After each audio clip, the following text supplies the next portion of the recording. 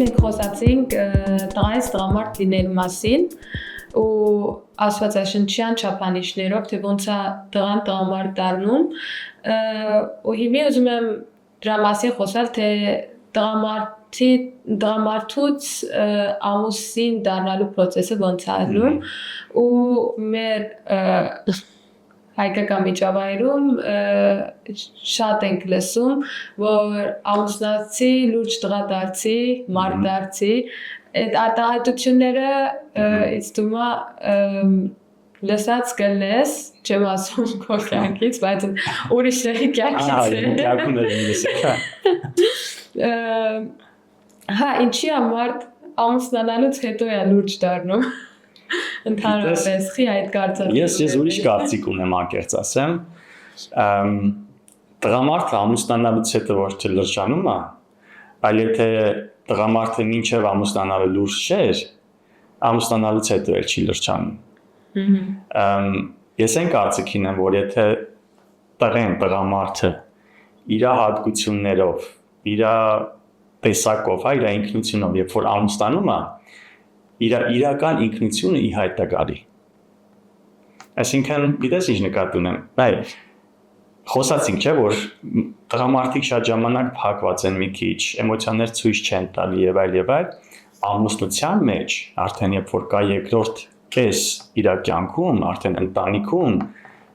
ուզես չուզես այդ էմոցիաները ի հայտ են գալի։ Այսինքն, ինչ որ կուտակված արդեն քո մեջ, ամուսնական կյանքում դա ի հայտ է գալու, վաղ թե ուշ։ Ու եթե տղամարդը նախքան ամուսնանալ, որ լրջության մասին ենք եթե խոսում, եթե ինքը արդեն այդ լրջությունը չունի, ինքը ամուսնական կյանքում էլ դա չի ցույց տալու։ Միգուցե սովորի, միգուցե փոխվի եւ այլ, բայց ամուսնական կյանքը չի որ լրջացնում է, այլ որոշումն է, որ տղամարդը հիմա ինչ տղամարդ, ինչ ամուսին է ուզում լինի ընտանիքում։ Ու եթե ինքը այդ որոշումը իր մեջ նախնական չունի, չի որոշել, որ գիտես, ես այս տեսակի եմ ուզում լինել։ Ինքը ուղղակի էմոցիաներով սենց շարժվելու է։ Ու երբ որ պետք լինի,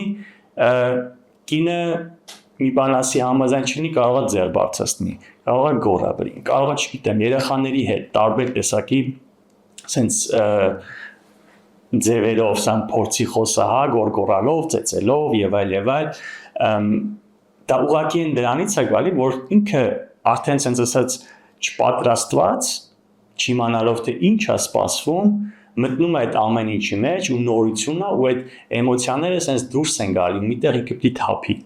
Ու մեծամասամբ կնոջ վրա է թափում դա, հա, նոր բան չեմ ասի երևի, հա, մեր հայ մշակույթի մեջ դա տարածված է, ափսոս, բայց այն տեսանկյունը, որ մենք հիմա ուզում ենք նայենք, որ Աստծո խոսքին համաձայն, հա, Աստծո պատկերով տղամարդը ոնց պիտի լինի։ Հիսուսը մեր օրինակն է։ Հիսուսի կինը եկեղեցին է։ Այսինքն Պողոսը հենց այնպես չի համեմատում, որ տղամարդիկ սիրեք ձեր կանանց, ինչպես Հիսուսը սիրեց եկեղեցին։ Չէ՞, որ Հիսուսը մաքրում է, Հիսուսը սրբում է, Հիսուսը առաջնորդում է, Հիսուսը մատակարարում է, Հիսուսը զորություն է տալի, Հիսուսը այդ ամեն ինչը ինքը տալիս է իր հարց եկեղեցու համար, ու նույն կերպ ասում է ես էլ ձեզ օրինակ եմ, որպեսզի դուք ձեր կանանց հետ նմանատիպ վարվեք։ Հիսուսը եկեղեցուն չի դրել ինչ-որ տակ, չէ։ Հիսուսը եկեղեցու հետ համագործակցում է, միասին է, ու նույնը սպասում է տղամարդուց։ Ուզում եմ ես էլ հասկանամ, որ հայկական ընտանիքներում ընդհանրապես փորձում է տղուն ամուսնացնել 20-ից 30 տարիքում։ Երևի սպասում են դպրոցը վերջացնի, բանակ գնա, բանակից հետո արդեն տեսնում ես, որ իր մաման ընկած է իրան ամուսնացնելու հետևից։ Ու քո կարծիքով տղան երբ է ամուսնանալու ունակ։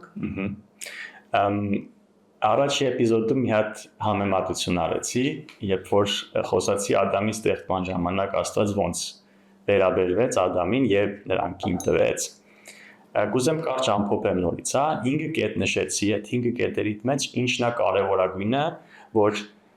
մինչև ամուսնություն այդ 5 բաները պիտի լինեն։ Այդ 5 հատկությունները պիտի լինեն, որոնք են դրանք։ Առաջինը տղամարդը պիտի լինի Աստծո ներկայության մեջ։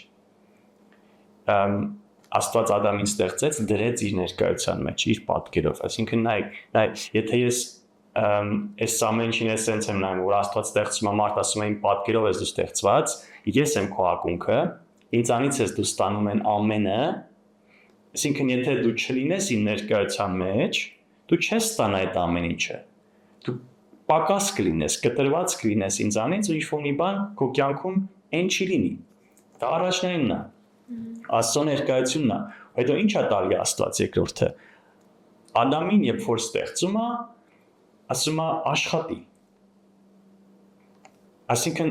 մարդուն, տղամարդուն Աստված տալիս է աշխատանք, այդ աշխատանքը կատարյալ է լինում, երբ որ տղամարդը Աստծո ներկայության մեջ է լինում, սա է տալիս, երրորդ կետը երբ որ տալիս ասում է զարգացրու, աճեցրու, ուղղակի մի աշխատի աշխատելու համար, ժամանակ sense ասած մի բատնի, որ ժամերն են ժամով եմ բարձրատերում, ժամես կետամ կնստեմ կանցնի կպրծ չէ, ասում աշխատելու հետ զարգացրու, ավելի էֆեկտիվ դարձրու, լավագույնը հանի դրա մեջից, բոլոր բնագավառներում, չորրորդը ասում է պաշտպանի, այդ այգին որ տալիս ասում է դու ես պաշտպան, այս ամեն ինչի մեջ ես կենդանիները, այս ինչ որ ստեղծել եմ, քեզ կարգում եմ որպես պաշտպան Պիտի պաշտպանես, ու վերջում էլ ասում է ինձանից խոսք կար, երբ որ ես բան եմ ասում, լսի ինձ, ականջդ բաց թող լինի իմ խոսքին, այսինքն նայ, այս 5 կետերը, երբ որ Աստված Ադամին տվեց, Ադամը դրա մեջ կար, այսինքն Ադամը ըստ Աստծո, սենց ասած, պատրաստ էր, դրա համար Աստված ասեց, այ հիմա այս կարգի տղամարդուն այս իրավիճակի մեջ տղամարդուն, որ իմ ներկայության մեջ աշխատանք ունի, զարգացնում է, պաշտպանում է, ինձանից խոսք է առնում, լավ չի, որ ինքը մենակ լինի։ Դրա համար ես իրանք ստեղծեմ կողակից, իրենից կվերցնեմ, մարմին կշինեմ ու կտամ նրան որպես կին, նրան որպես օգնական, նրան խորհրդատու որպես մի խոսքով եւ նրանք մեկ մարմին կլինեն։ Այս ամեն ինչը sense ասած պիտի լինի, որպեսզի տղամարդը պատրաստ լինի այդ ամուսնական կյանքին։ Եթե տղամարդը չունի աշխատանք, էսի արդեն իմ կարծիքն է, հա, լավ, այդ ընտանիքը ոնց պիտի պահի։ Այսինքն ինքը պետք է իր ծնողի հույսին լինի, որ ծնողս ինձ կօգնի, դա չէ լավ ընտանիքի առաջնորդ, որովհետև Աստծո խոսքն ասում է եւ կմիանան մեկ մարմին կլինեն եւ տղամարդը կթողի իր հորն ու մորը եւ կհարի իր կնոջը եւ նրանք մեկ մարմին կլինեն։ Այսինքն Աստծո խոսքը ասում է Եթե ընտանիք, ուրեմն արդեն դու ես առաջնորդը, դու պիտի չլինես կախված քո հորն ու մորից։ Պաշտպան, եթե տղամարդը չունի այդ պատրաստականությունը, որ ինքը պիտի հետո իր ընտանիքը պաշտպանի, ինքը չունի այդ բնած դասեմ, թե ինչ ասեմ, չգիտեմ ոնց են դրան ասում, բայց այդ հատկությունը, որ ինքը պիտի պաշտպան լինի իրավիճակներում, եթե ինքը դա չունի, ինքը ոնց կարա իր կնոջ իր ընտանիքը պաշտպանի ինչ-որ հարձակումներից։ Եթե ինքը չունի այն հատկությունը, որ գիտես ամեն ինչի մեջ լավագույնը դուրս հանի, այսինքն ընտանիքում եթե ինքը տեսնում է դժվարություն կամ տեսնում է վատ բան կամ սխալ բան, իրան պետք չի դա, չի տակրում դա, այսինքն ինքը չի փորձում շտկի դա, չի փորձում մաքրի այդ ընտանիքից, չի փորձում ուղղություն տա այդ ամեն ինչին, այդ ընտանիքը ուրա գնալու վերջի վերջո, չէ՞։ Դե վերջնականապես եթե այդ տղամարդը Աստծո ներկայության մեջ չի, Աստծո խոսք չի ստանում, ինքը արդեն իր փորձառությունով, իր մտքով, իր ուղեղով, իր հասկացողությունով միևնույն է գալու է հասնել մի հատ պատի։ Երբ որ այն աստվածայինը չկա, երբ որ այն գերբնականը չկա, ամեն ինչն էլ ունայն է։ Դրա համար ասում եմ, այդ ժամանակ, երբ որ դան կլինեն, դու պատրաստ կլինես արդեն ամուսնանալու։ Հետաքրքիր գիտես որն է։ Ադամը չգիտեր, որ իրան կինա պետք։ Այսինքն Ադամի նպատակը այն չի, որ ամուսնանամ ծիճկա տնեմ, որ էդել արեցի, կամ որ սա ասում են ամուսնանամ մեջ հասեն հոգնել եմ, չէ, դա ինքնանպատակ չի, դա պատրաստություն է պետք դրան, դու պիտի պատրաստես դրան, դու պիտի գիտակցես, որ ուր ես գնում, դու պիտի հասկանաս ինչ է քեզ սպասվում, ու այդ ժամանակ արդեն Աստված քո կեսին քեզ ցույց կտա, դու կընտրես արդեն նրան։ Աստված իմ կարծիքով չի նախասահմանում, որ գիտես ինչ իր կեսը այն արվիլենու, չէ, Աստված ասում է դու ես որոշում, քեզ համապատասխան այդ մարդկանց sense ասած ես դրել եմ քո կողքը, դու ես ընտրում, դու ես նրա հետ լինելու։ Եվ այլ, ուղղակի sense իմ կարծիքով, հա, ինչն է նախնական ամուսնությունը պետք է։ Okay. Ես ուզում եմ կամ աստվածաշնչյան կերպարին, որը արդեն առաջին քարև ասեցի, աստվածաշնչում տեսնում ենք ամուսնություններ Աստծո կողմից օրդնված, կարգված եւ այլն, իսկ ամենախորհրդավորը հենց Հիսուսի ու եկեղեցու ամուսնությունն է, կբացատրես դրա խորհուրդը, իմաստը եւ ինչ չափաբաժիններ Հիսուսը ցույց տվեց եկեղեցու հանդեպ, իր կնոջ հանդեպ, որպես ամուսին։ Հետաքրքիր մի հատ այն է, որ ընդհանրապես եկեղեցին համեմատվում է որպես Հիսուսի հարսը։ Հետաքրքիր նաև այն է, որ այդ եկեղեցին նաև Հիսուսի մարմինն է որպես նկարագրվում։ Ու հետաքրքիրն այն է, որ Աստված երբ որ Ադամին ստեղծեց ու Եվային նրա կողքը դրեց, ասեց դրա համար նրանք մեկ մարմին կլինեն։ Այսինքն այստեղ զուգահեռներ կան, որ Աստված այդ ամուսնություն ասած հասկացողությունը, այդ միաբանությունը տղամարդ եւ կնոջ, նույնց եմ գրկում տղամարդ եւ կնոջ, ցավում եմ աբսուրդ է, որ sense հատուկ դինշեմ, բայց այս դարում ոնց որ դա մի քիչ կորել է։ Տղամարդ եւ կնոջ, արի չի բացատրեմ ով է տղամարդը, ով է կինը,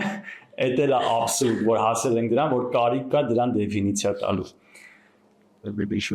Աստվածաշունչը, Հիսուսը, Աստված ընդհանրապես այդ համեմատությունը տալիս է, որովհետև ամենահամապատասխան համեմատությունը դա է։